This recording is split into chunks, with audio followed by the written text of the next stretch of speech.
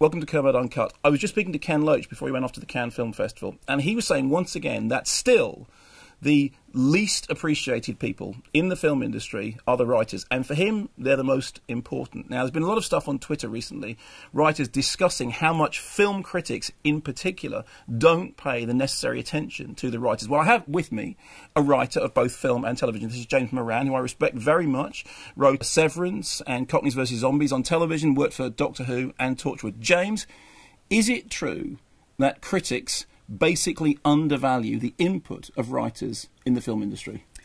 It is, in the sense that everyone undervalues writers, and critics are human beings like everybody else.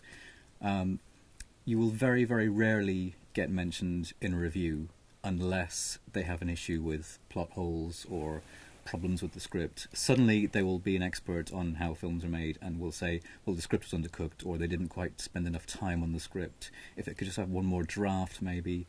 Okay. If they like the film, the director is a genius. But this is true in film but not in television, because interestingly in television the writer has the upper hand, yes? Yes, because TV is a massive story beast and it needs story, so writers are the kings and queens of TV. Although it's starting to slip a little bit now with House of Cards, and a lot of big time directors are coming to TV, and I think they're trying to sort of turn it into a director's medium, but it's just not going to happen. But does it genuinely happen that you'll read reviews of films in which there is no mention of the writing at all? All the time. I mean, you notice it more when it's you and you've had a film come out and you're excited to see what people are saying about it, yeah. And it's a really glowing review, and you get to the end and you think you've not mentioned anything to do with the person who actually sat down and made up the story out of their head from nothing. Ken Loach said that he thought that this was heresy perpetuated by film school, in which the director is lauded, that somehow we all have to say this is the director's work, not the writer's work. And he was very clear that this is the kind of thing that is written by people who don't really understand how films get made. Do you agree with that? I would. I mean, you are a rare exception that you will mention writers. I mean, you occasionally you will drop the ball, rhapsodize about directors a bit more, yeah. But you know they are more high profile because they tend to do the publicity. It all kind of stems back from it's not essentially critics' fault, but you know the writer is kind of left to one side when the film is made. When the publicity happens, they want to talk to the actors, they want to talk to the director because the director worked with the actors, and the writer very rarely gets mentioned. And you know they don't really have any funny stories, because all my funny stories are, and then I sat down at my desk and I typed. What's the worst experience you've had? I mean, you are talking from personal experience. Give me a sort of personal example.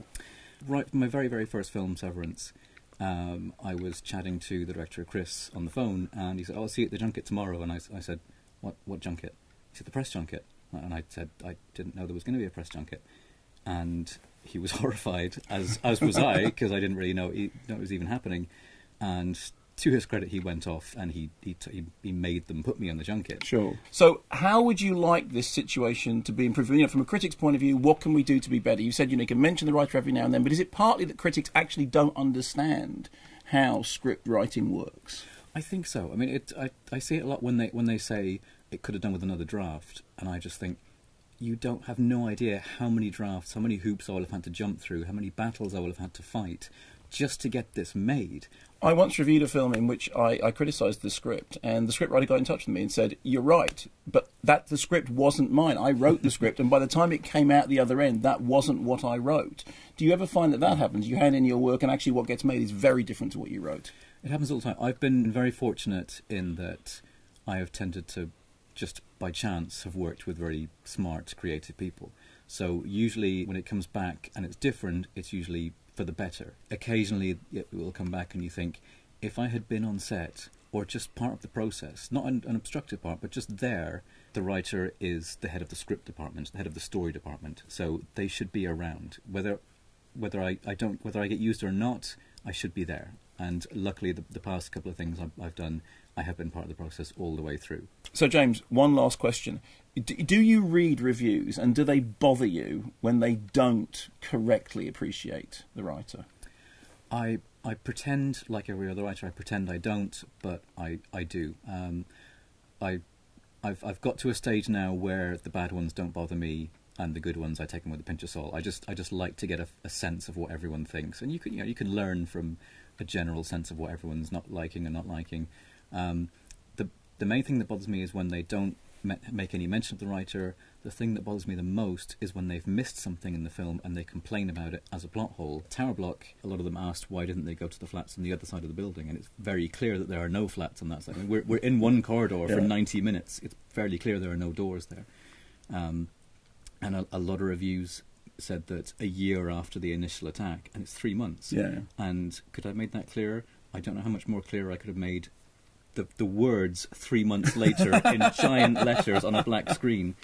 So sometimes you're kind of working against that, and they say, oh, if they just paid a bit more attention to the script. And I just think, I wish you paid a bit more attention to the film you were watching. All right, well, you know, I can only speak for myself. We'll try and do better.